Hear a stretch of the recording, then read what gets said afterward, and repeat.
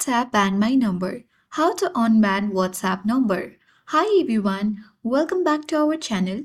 This is Rose and let's learn on how to unban your WhatsApp account number. Without further ado, let's begin. First, WhatsApp can ban your number for several reasons, like spamming or sending too many messages in a short time. If you think your account was banned by mistake, follow this simple step.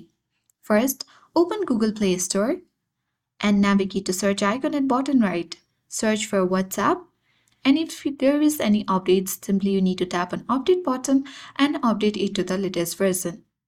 Next, you simply need to open any web browser, suppose Google Chrome, and head to the WhatsApp support section by tapping on search bar and typing in whatsapp.com.